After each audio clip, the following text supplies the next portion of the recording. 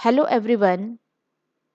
Continuing with our main topic, that is drug and alcohol abuse. Today we will discuss about adolescence and drug or alcohol abuse. Now we know that adolescence is an important period in which physical psychological development takes place, but it is a stage which is most prone to drug addiction. How? Let us discuss. In this video, we will discuss in detail about adolescence, the changes which takes place during adolescence, and how they become drug addicted, and which circumstances are responsible for drug addiction in adolescent. Let us start with this. We will start with definition. What is the definition of adolescence? It is both a period and a process. ये एक period के लिए भी word use होता है और एक process के लिए भी. अडोलोसेंस एक प्रोसेस भी है जिसमें बहुत सारे चेंजेस आते हैं फिजिकल फिजियोलॉजिकल किसी भी चाइल्ड में, और एक हम इसको पीरियड भी मानते हैं जो कि कुछ ईयर्स का होता है जिसमें बहुत सारे चेंजेस आते हैं. It is a period and a process during which a child, अब यहाँ से बहुत ध्यान से सुनना है आपने, a child becomes mature in terms of his और हर interests, attitudes, and beliefs for effective participation in the society. तो क्या है इसमें?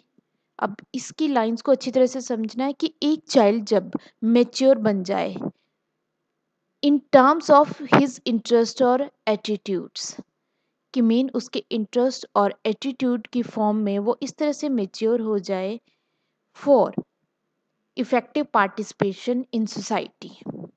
ठीक है, तो वो एक्चुअल में मेच्योर नहीं होता, उसकी इंटरेस्ट और उसके बिलीव, उसको बिलीव होता है कि वो मेच्योर हो चुका है और उसके इंटरेस्ट और एटीट्यूड में इस तरह का चेंज आ चुका है कि अब वो सोसाइटी में बहुत ही इफेक्टिवली जो है पार्टिसिपेट कर सकता है. एक्चुअल में दैट इज हिज और हर बिलीफ, ये उसका बिलीफ होता है. एक्चुअल में वो मेच्योर अभी नहीं होता है क्योंकि अभी उसमें बहुत सारे चेंजेस बॉडी में आ रहे होते हैं. एट द लास्ट उसमें मेच्योरिटी आती है. तो वो इसमें वो एंड बिलीव्स फॉर, वो अपने बिलीव के अकॉर्डिंग उसके इंटरेस्ट और एटीट्यूड मेच्योर हो जाते हैं ताकि वो इफेक्टिवली पार्टिसिपेट करे सोसाइटी में. अब एज पीरियड की बात करते हैं. किस एज पीरियड को अडोलेसेंस पीरियड माना जाता है? याद रखना है, एमसीक्यू में आता है, बिटवीन 12 टू 18 ईयर्स. इसको हम अडोलेसेंस पीरियड बोलते हैं. तो इसका बेसिक आइडिया क्या है कि ये एक ब्रिज है. मान लो ये एक ब्रिज मानते हैं हम. इस साइड में चाइल्डहुड है, बचपन है, फिर अडल्टहुड है, मेच्योरिटी है. उसके बीच का जो ये पीरियड है that is known as adolescence. It is a bridge linking childhood and adulthood. अब इसमें बहुत सारे यूनिक चेंजेस आते हैं. अब ये किस तरह से पता चलेगा adolescent स्टेज है? It is accompanied by several biological and behavioural changes. इसमें बहुत सारे बायोलॉजिकल मीन बॉडी के बहुत सारे सिस्टम्स हैं, डेवलप होते हैं, mainly reproductive system, muscular system. इसमें बहुत ज़्यादा चेंजेस आते हैं जैसे जैसे ग्रोथ होती है. हार्मोनल चेंजेस बहुत ज़्यादा आते हैं और इन्हीं चेंजेस की वजह से उस जो चाइल्ड है उसके बिहेवियर में भी बहुत सारे चेंजेस देखने को मिलते हैं.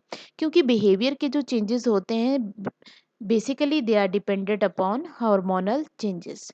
तो जैसे जैसे हार्मोनल चेंजेस आएंगे तो बॉडी के सिस्टम्स में भी चेंजेस आते हैं और उसके बिहेवियर में भी चेंजेस आते हैं.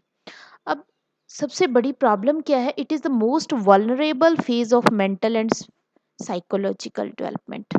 सबसे ज़्यादा चेंजेस उसकी जो सोच है, वो किस तरह की सोच रख रहा है, सोसाइटी के लिए किस तरह की सोच है उसकी, तो इसके लिए सबसे बड़ा चेंज ये माना जाता है जो लाइफ लॉन्ग उसको अफेक्ट करता है. तो अब और यही एक ऐसा फेज माना जाता है जिसमें सबसे ज़्यादा ड्रग एडिक्शन के चांसेस होते हैं. क्यों होते हैं? क्योंकि उसकी बिलीफ के अकॉर्डिंग वो मेच्योर है. तो वो किसी चीज़ का भी एक्सपेरिमेंटेशन कर सकता है। तो उसके कारण यहाँ पे चांसेस ज़्यादा बढ़ जाते हैं ड्रग और अल्कोहल यूज़ के। तो हम यहाँ पे स्टेप्स देख सकते हैं कि सबसे जो फर्स्ट 3 हैं मेन, ये सब स्टेप्स हैं। ये फर्स्ट स्टेप के 3 स्टेप यहाँ पे बताए हैं कि जो स्टार्टिंग स्टेप है, कोई भी चाइल्ड ड्रग या अल्कोहल को यूज़ क्यों करना स्टार्ट कर देता है। फर्स्ट ऑफ ऑल एक नेचुरल टेंडेंसी होती है, दैट इज़ क्यूरियोसिटी। उनमें क्यूरियोसिटी होती है जानने की कि ये किस तरह का है, किस तरह का इसका टेस्ट है, किस तरह का इसका इफ़ेक्ट है। क्यूरियोसिटी, एक्साइटमेंट रहती है उनको बाकियों को देख के। दूसरा need of adventure and excitement. अब इस एज में ज़्यादातर रहता है हम वो काम करेंगे जो नॉर्मली नहीं करता है कोई। तो एडवेंचर करना, अलग सी चीज़ों को करना, एक्साइटमेंट होना इसकी वजह से। नेक्स्ट एक्सपेरिमेंटेशन, कई बच्चे जो है एक्सपेरिमेंटेशन बेसिस पे कि हम देखेंगे कि किस किस तरह के चेंजेस इसमें देखने को मिलते हैं, तो एक्सपेरिमेंट बेसिस पे भी वो उनको यूज़ करते हैं। अब उसके बाद ये तो सिर्फ स्टार्टिंग स्टेप थे, ये तीनों स्टार्टिंग यहाँ पे स्टार्ट कर रहा था वो। लेकिन बाद में क्या हो गया, वो उसका यूज़ करना स्टार्ट कर देता है टू एस्केप फेसिंग प्रॉब्लम्स। मान लो कि अब उसको कहीं प्रॉब्लम आई तो उससे बचने के लिए भी वो उसका यूज़ करना स्टार्ट कर देगा। थर्ड स्टेप ज़्यादा प्रॉब्लमेटिक हो जाता है। In later conditions child starting using them to feel free from stress. अब उसको लगता है कि अब उसको कोई लाइफ में स्ट्रेस आ रहा है, तो उसके लिए भी उसको लगता है कि मुझे इसको यूज़ करना चाहिए। जैसे प्रेशर है, ज़्यादातर पेरेंट्स प्रेशराइज करते हैं टू एक्सेल इन एकेडमिक्स और इन एग्जामिनेशन। जब यहाँ पे ये प्रेशर आने स्टार्ट हो जाते हैं तो उसको लगता है कि मुझे इसको यूज़ करना चाहिए ताकि मैं इस स्ट्रेस से फ्री हो सकूं। जो सबसे बड़ा मेन रीज़न, ये 1 मार्क क्वेश्चन में 2 मार्क क्वेश्चन में पूछा जाता है, what is the main reason. तो मेन रीज़न होता है to feel from the to feel free from the stresses like excel in examinations or academics or any other activities। तो उसमें जब भी किसी भी फील्ड में प्रेशर उसको फील होता है तो उसको लगता है कि इनका यूज़ करना चाहिए। एक और मेजर फैक्टर है इसके पीछे, क्या फैक्टर है, एक परसेप्शन है। ये सब काफ़ी बड़ा एक और मेजर फैक्टर है, perception of looking cool or progressive to smoke or to use any drug or alcohol।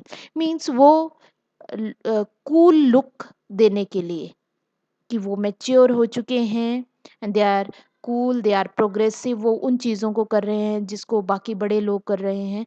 तो उसको दिखाने के लिए इस चीज़ को कि हम बहुत अच्छे दिखते हैं इसको करते हुए, तो उसके लिए भी बहुत सारे जो चिल्ड्रन है वो स्मोकिंग, ड्रग और अल्कोहल का अब्यूज़ करना स्टार्ट कर देते हैं, जिसकी वजह से ये हैबिट्स उसको धीरे धीरे स्टार्ट हो जाती हैं। अब यहाँ पे बहुत बड़ा रोल प्ले करते हैं टीवी, मूवीज़, न्यूज़पेपर जो है, इंटरनेट। इनको देखकर बहुत सारी मूवीज़ हैं जहाँ पे वो अपने जो बहुत सारे आपके फेवरेट जो है एक्टर और एक्ट्रेसेस हैं, उनको देखते हैं कि वो किस तरह से ड्रग अब्यूजिंग या अल्कोहल अब्यूजिंग उसमें वो उनको यूज़ करता हुआ देखते हैं। तो उनको लगता है कि दैट लुक कूल और progressive because their favourite actor और actresses are doing the same thing. तो ये इस परसेप्शन को, कूल वाली परसेप्शन को बहुत ज़्यादा बढ़ा देता है। और लास्ट एक और फैक्टर भी माना जाता है, अनस्पोर्टिव, unstable family structure and Pir pressure. तो जहाँ पे फैमिली सपोर्टिव नहीं होती हैं और पीर पीर होता है सेम एज ग्रुप का, जो उनका फ्रेंड सर्कल होता है, दैट इज़ पीर। तो उसकी वजह से भी उनके ऊपर प्रेशर रहता है। फैमिली अगर अनस्टेबल है, पेरेंट्स साथ में नहीं रहते हैं या बच्चे की बात नहीं सुनी जाती है, तो उस केस में भी बहुत ज़्यादा चांसेस हो जाते हैं ड्रग एडिक्शन या अल्कोहल अब्यूज़ के। नेक्स्ट अब इसमें हम करेंगे एडिक्शन एंड डिपेंडेंस। अब एडिक्शन तो वो बच्चा स्टार्ट कर चुका है, वो एडिक्टेड हो गया है, और उसके ऊपर डिपेंड किस तरह से वो रहेगा और उसमें क्या क्या चेंजेस आएंगे वो हम देखते हैं। व्हाट इज एडिक्शन, एडिक्शन कब कहा जाएगा वो एडिक्ट हो गया, it is a psychological attachment to certain effect. Psychologically सोच से ही उनको वो इफेक्ट से अटैच हो गया जो कि उसको मिलते हैं ड्रग से। क्या क्या इफेक्ट मिलते हैं, लाइक यूफोरिया है, temporary feeling of well being, mean थोड़ी देरी के लिए उसको ये लगेगा कि वो बिल्कुल सही है, ठीक है, associated with drugs and alcohol. तो क्या है, एडिक्शन तब हम कहेंगे कि जब वो साइकोलॉजिकली अटैचमेंट हो गई उसको उन ड्रग्स के इफेक्ट से, जैसे कि euphoria, euphoria mean extreme happiness, energetic condition, तो उसको वो अच्छा लगता है तो वो उस चीज़ की साइकोलॉजिकली उसको लगता है कि उसको रिक्वायरमेंट है।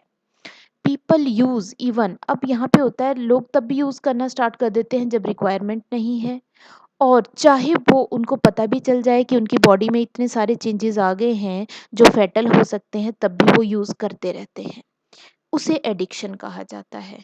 चाहे आपको बॉडी को हार्म भी हो रहा है तब भी अगर आप यूज करें तो उसको कहते हैं एडिक्शन।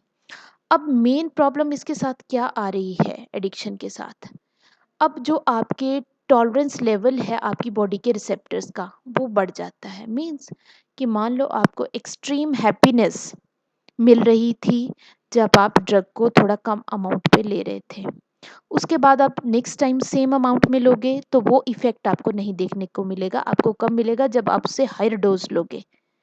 उससे थर्ड टाइम आपको उससे ज़्यादा डोज लेनी पड़ेगी तब आपको सेम इफेक्ट देखने को मिलेगा। तो हमारी बॉडी के जो रिसेप्टर्स हैं उनकी जो टॉलरेंस लेवल है वो बढ़ जाता है, वो क्या करते हैं हायर डोजेस पे ही रिस्पॉन्ड करते हैं।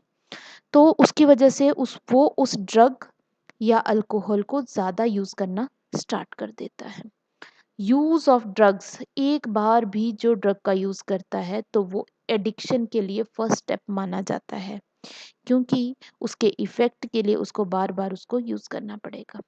इन द एब्सेंस, अब जब उनको गाइडेंस, इन पर्सन्स को गाइडेंस और काउंसलिंग ना मिले तो धीरे धीरे ये एडिक्टेड हो जाते हैं और टोटली उनके ऊपर डिपेंडेंट हो जाते हैं। अब डिपेंडेंस क्या है, कि कब कहेंगे कि वो टोटली डिपेंड हो गया उसके ऊपर, तो यहाँ पे डिपेंडेंस किसे कहा जाएगा, it is the tendency of body to manifest a characteristic और unpleasant withdrawal syndrome if the regular dose of drug or alcohol is abrupted। Means क्या है, डिपेंडेंस कब कहा जाएगा, कि अगर आप उस ड्रग को लेना छोड़ दें या बीच में आप अब्रप्ट कर दें, कुछ टाइम के लिए ना लें, तो आपकी बॉडी कुछ करेक्टरिस्टिक सिम्टम्स शो करना स्टार्ट कर देगी जिनको हम कहते हैं विदड्रॉल सिंड्रोम। विदड्रॉल सिम्टम वो करेक्टर्स होते हैं, वो करेक्टरिस्टिक सिम्टम होते हैं जो बताते हैं, जो बॉडी जो है शो करती है जब वो पर्सन उस ड्रग को यूज नहीं करेगा। अब ये विदड्रॉल सिम्टम क्या है, इफ रेगुलर डोज इज अब्रप्टेड, जो रेगुलर ले रहा था उसने उसको अब्रप्ट कर दिया तो उसमें प्रॉब्लम क्या क्या क्लियर जो है आ जाएंगी, एंजाइटी, उसको टेंशन में रहेगा वो, शेकीनेस, कांपना स्टार्ट हो जाएगा, नोजिया, उसका मन खराब रहेगा, स्वेटिंग होगी, और अगर वो दोबारा से उसको ले लेता है, मान लो कि उसने कुछ टाइम बाद ले ली, वो नॉर्मल हो जाएगा, सारा का सारा सिम्टम खत्म हो जाएगा।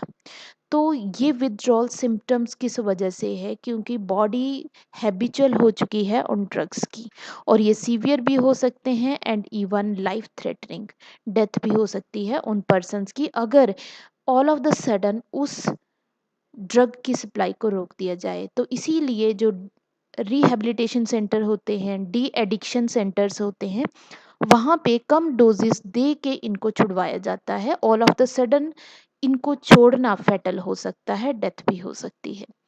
Person will require medical supervision, क्योंकि उस टाइम पे अगर मान लो इस तरह की प्रॉब्लम आ जाती है तो वहाँ पे उसको हॉस्पिटलाइज करना पड़ता है। अब यहाँ पे सोशल नॉर्म्स जो है वो इग्नोर कर देता है, और क्यों, क्योंकि उसको सफिशिएंट फंड नहीं मिलते इन ड्रग्स को लेने के लिए, तो उसी की वजह से वो सोसाइटी में प्रॉपरली एडजस्ट नहीं हो पाते हैं वो पर्सन्स जो इस तरह की एडिक्शन करते हैं।